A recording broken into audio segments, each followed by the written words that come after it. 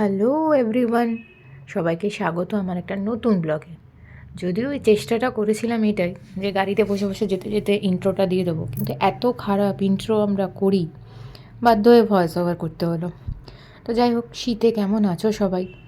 আমি তো প্রচণ্ড ঠান্ডায় জমে গেছি এক তো, আর এই গোটা শীতটা জুড়ে না আমার এত সর্দি কাশি লেগে থাকে, খুব বিরক্ত লাগে আমার। সারাটা শীত জুড়ে আমি হাঁচি দিয়েই যাই, মানে মনে হয় যেন হাঁচি দেওয়ার জন্যই শীতকালটা আমার কাছে। সো এই যে ব্লগটা দেখছো তোমরা, এটা অলমোস্ট 11 or 12 ডিসেম্বর এরকম টাইমের ভিডিওটা করা ছিল। So lack of my energy, আমি যথারীতি ল্যাথ খেয়ে পড়েছিলাম বলে না করেছি এডিট, না করেছি আপলোড, হোয়াট এভার। চলো তো আজকেই বলি, কারণ ব্লগটা যখন তোমরা আজকে দেখছো তো আজকেই বলাটা বেটার। তো সেদিনকে গেছিলাম আমরা দক্ষিণেশ্বরে একটু পুজো দিতে। অনেক দিন ধরে ইচ্ছা করছিল যে একটু দক্ষিণেশ্বর যাব, পুজো দেব। তো সেই জন্য দক্ষিণেশ্বর গেছিলাম একটু পুজো দিতে। তো যাওয়ার আগে ভাবলাম যে একটু কিছু খেয়ে দিয়ে যাই, কারণ বাড়িতে এতটা লেট করে বেরিয়েছি আমরা, লাঞ্চ করার টাইম পাইনি। তো ভাবলাম লাঞ্চটা সেরেই বিকেলবেলা পুজোটা দিতে যাই। হ্যাঁ, হয়তো অনেকেই বলবে যে খেয়ে দিয়ে পুজো দিতে যাচ্ছ। আমার কাছে এটার কোনো, মানে সত্যি বলছি, এটার কোনো বেস আমি পাই না। আমার কাছে ভগবান মা বাবার জায়গায়, মা বাবাও ভগবানের জায়গায়। সুতরাং আমি যদি অভুক্ত থাকি, আমার বাবা মা কি আমাকে বলবেন যে তুমি না খেয়ে আমার কাজ করো বা আমার সেবা করো? আমার কাছে ভগবানও তাই। ইনফ্যাক্ট আমার বাড়িতে যতবার পুজো হয়েছে, যেহেতু আমি একজন হার্ট পেশেন্ট, তো আমার যিনি পুজো করেন তিনি বা আমাকে বলেছিলেন যে ঠাকুর কখনো এটাতে আপনাকে কখনোই বলবে না যে আপনি না খেয়ে, না ওষুধ খেয়ে, নিজের জন্য না ভেবে পুজো করুন। তাতে আলাদা করে কোনো এক্সট্রা পুণ্য অর্জন করা যায় না। তো আমি নিজেও যদিও এটা মেনটেন করি, আমার যদি প্রচণ্ড খিদে পেয়ে যায় আমি খেয়ে নিয়ে তারপরে আমি পুজো করি। কারণ খালি পেটে পুজো দিতে গিয়ে যদি বারবার মনে হয় উফ কী খিদে পেয়েছে, আর পারছি না, কতক্ষণে পুজোটা শেষ হবে, ওই পুজোর কোনো মানে হয় না। তো গেছিলাম রেস্টুরেন্টে খেতে, একটু হালকা কিছু খেয়ে দিয়ে নিয়ে মেয়েকে খাইয়ে তারপরে আমরা গেলাম পুজো দেওয়ার জন্য। তারপরে একটু খাবার দাবার খাবো, খেয়ে তারপরে বেরিয়ে পড়বো। আর রাস্তা যেতে যেতে যা ভালো মন্দ খারাপ যা পাবো সব ভিডিও করে নেবো। আজকে অনেকবার চাট খেতে হবে আর কি, কেননা যে রকম ঠান্ডাটা পড়ে গেছে তো এখনই বেশ লাগছে। আমি আর ওই এসছি, আমাদের সাথে কিন্তু আর কেউ আসেনি। হ্যাঁ, সত্যি কি তাই? না, আমাদের সাথে ও আর কেউ আচ্ছা। আসেনি। তো খুব আনন্দ পেয়েছে, আজ বেরিয়ে পড়েছি ও আমরা সেই বেরোলেই জন্য। আনন্দ পায়, ওকে মানে বাড়ি থেকে হ্যাঁ। বার করলেই ওর আনন্দ। ওটা সারাদিন ঘোরা, সকাল বিকেল রাত, রাস্তায় বেরোলে পরে ঘোরা ঢুকতে বললে মানে ঘরে এখন ঢুকবো কেন, রাত্রিটা বাইরে থাকবো না। তো এখন আমাদের বেশ খিদেও পেয়ে গেছে, যাই একটু খাওয়া দাওয়া করে নিই, তারপর বেরোচ্ছি। বেরিয়ে তারপর আপনাদের আপডেট দিচ্ছি যে কোথায় কোথায় যাই, কীভাবে যাই। ওকে, চলো।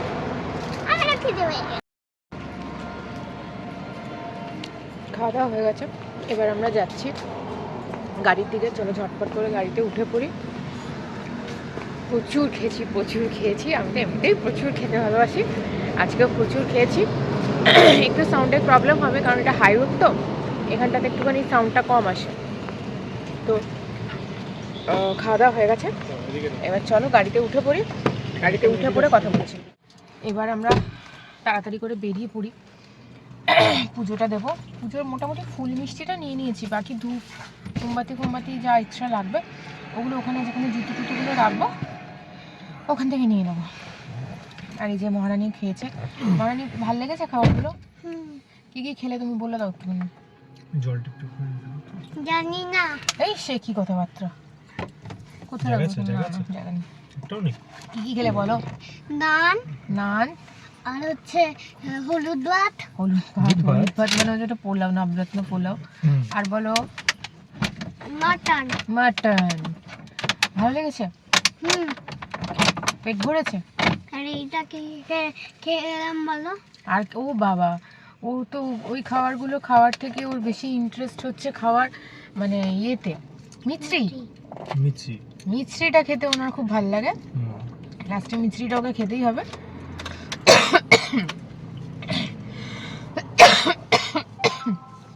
সরি। আচ্ছা, আমাদের গাড়িতে একটা নতুন সদস্য এসছে, দুজন, একটুখানি তাদের সাথে মিট করাই। দেখো, এরা তো আমাদের গাড়িতে আগেই ছিল, সবাই দেখেইছে। এই হচ্ছে নন্দলাল, নন্দলাল না নন্দকুমার? ও সরি, নন্দকুমার। নন্দকুমার। আর এই যে আমাদের গণপতি, একে তো তোমরা সবাই দেখেছো। নতুন সদস্য হলো এই যে চুকরি আর ওই যে মুকরি। ওরা দু ভাই, চুকরি আর না মুকরি। না, একটা বোনও আছে। বোনটা, একটা বোনও আছে, কিন্তু সেই বোনটাকে দেখাবো, আমি দেখাচ্ছি, দাঁড়াও। এই হচ্ছে ওদের একটা বোন, চুকরি মুকরি, আর এটা হচ্ছে পুকরি। না, ওটা ওইটার ওই ডান দিকটার নাম হচ্ছে মিষ্টি। মিষ্টি। আর আর তুই তেতো। না, আর ওইটা ওইটা হচ্ছে, আর লেফট সাইডেরটা হচ্ছে সিট বেল্টটা পরো। চলো সিট বেল্টটা পরে নি।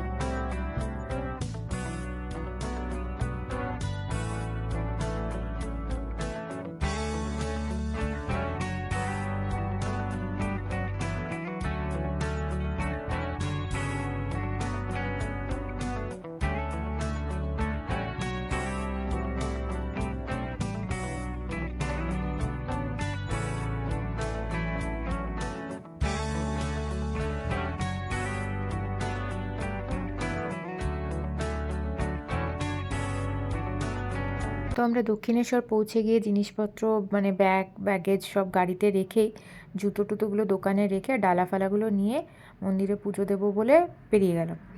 অলমোস্ট সমস্ত মোবাইলগুলোই আমরা গাড়ির ভেতরে রেখে দিয়েছিলাম, কিন্তু আমার মোবাইলটা আর ওর মোবাইলটা ছিল হাতে, আর মেয়ের মানে অ্যাকচুয়ালি আরেকটা এক্সট্রা মোবাইল ছিল আমাদের কাছে, যেটা ব্যাগের ভেতর ছিল, সেটা আমাদের কাছে মানে ভুলে গেছিলাম অ্যাকচুয়ালি। তো ওরা বললো যে মোবাইল নিয়ে তো ভেতরে ঢোকার কোনো অ্যালাউড নয়, তো মোবাইল সমস্ত গাড়িতে রেখে আসতে হবে। তো ও আবার গেল দৌড়াতে দৌড়াতে, মোবাইলগুলো রেখে এলো। এবার আমি যখন গেট দিয়ে ঢুকতে যাব চেকিংয়ের সবাই, আবার একটা মোবাইল ওরা দেখতে পেয়ে ওরা বলছে না, এই মোবাইলটা তো নিয়ে যাওয়া যাবে না। তখন আমি সিকিউরিটি মানে ওদের একটা আলাদা জায়গা আছে মোবাইল জমা রাখার, ওখানে গিয়ে আবার মোবাইল জমা করে দিয়ে এসে তারপরে আবার ভেতরে ঢুকি। ভেতরে যেহেতু অ্যালাউ নয় মোবাইল, তাই ভেতরে কোনো কিছুই তোমাদের দেখাতে পারবো না, যেটুকু দেখালাম সামনেরটুকুই দেখালাম। আর অনেকটা রাত্রিরও হয়ে গেছিলো পুজোটা দিতে দিতে। তো পুজো দিয়ে বেরিয়ে আর মানে তখন আর ইচ্ছা করছিল না যে ভিডিও করি, তাও বোধহয় টুকটাক একটু আধটু ভিডিও করেছি কিনা আমি তাও জানি না। তো তারপরে চলো, এসছিলাম এই জায়গাগুলোতে আর কি, ডালা ফালা সমস্ত রাখে আর কি। তো এইখানেই এসেছিলাম জুতো টুতোগুলো রাখতে।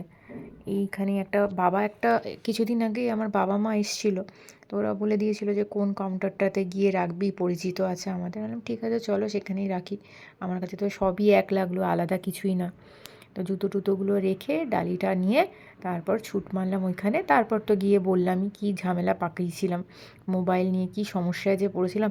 তবে হ্যাঁ, এটা আমার মতন অনেকেই হয়তো না জেনে যায় যে মোবাইল ভেতরে অ্যালাউড না, অথবা আমি হয়তো একমাত্র পার্সন যে জানতাম না যে ভেতরে মোবাইল অ্যালাউড নয়। হয়তো অনেক বছর বাদে এসেছি, সেই কারণে মনেও ছিল না, হয়তো জানি না। যাই হোক, যা কিছু হয়েছে হয়েছে, কিন্তু প্রচুর বাধা এসেছিলো, মনটা একটু খারাপই হয়ে গেছিলো। তো তারপরে এই ডালাটা নিয়ে তারপর গেলাম ভেতরের দিকে যাব বলে, তারপরে ঝামেলা শুরু আর কি।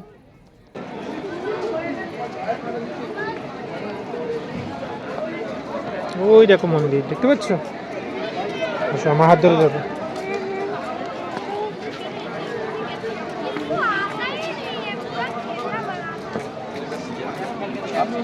কথা বলছি।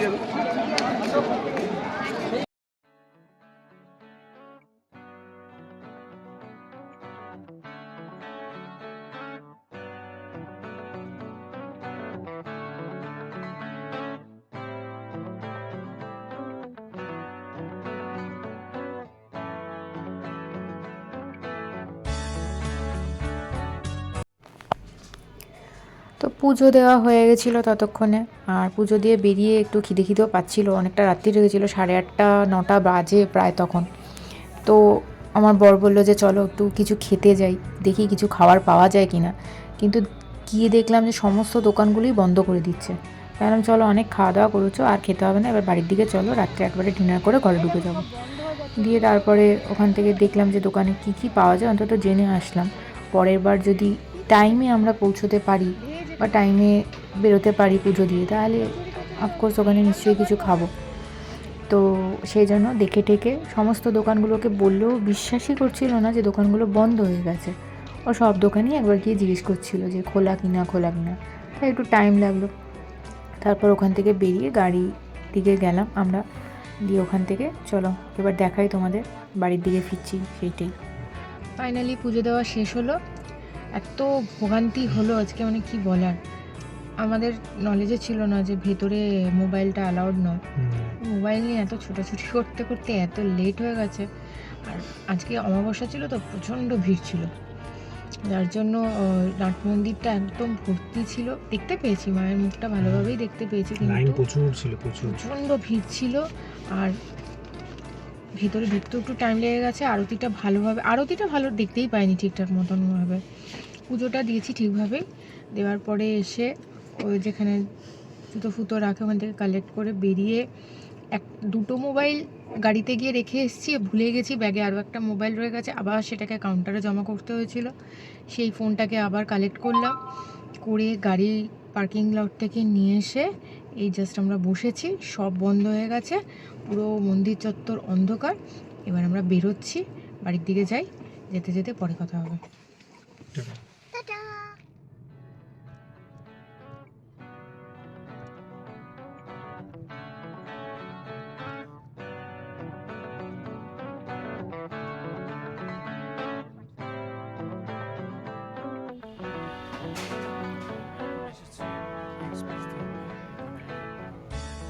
খাওয়া দাওয়াগুলো সেরে নেব। খুব বেশি রাত হয়নি, মোটামুটি তাড়াতাড়ি একটু ফিরতে পেরেছি। রাস্তায় খুবই জ্যাম ছিল, সেগুলো মানে জ্যাম কাটিয়ে বেরিয়ে টেরিয়ে আসতে বেশ সময় লাগছিল।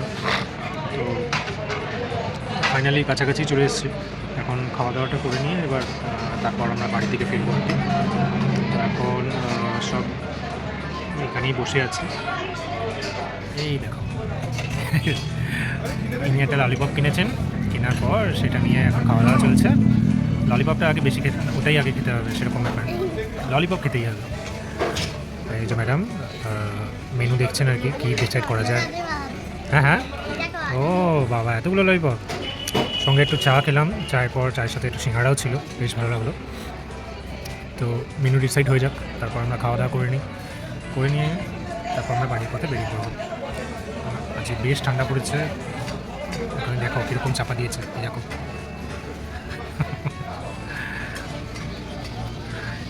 দিয়ে আমরা খাওয়া দাওয়াগুলো করে নিয়ে আমরা বাড়ির পথে যাবো।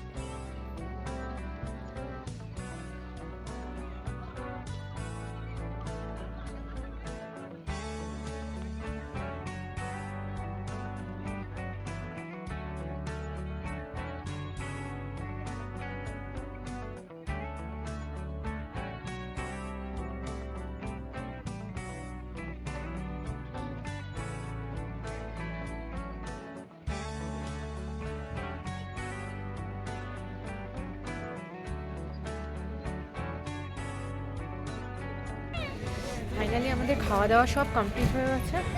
প্রচণ্ড ঠান্ডা, হাড়ে হাড়ে ঠোকা লেগে যাচ্ছে। এবার আমি বাড়ির দিকে যাব, আর পাচ্ছি না, এবার মানে বড্ড টায়ার্ড লাগছে।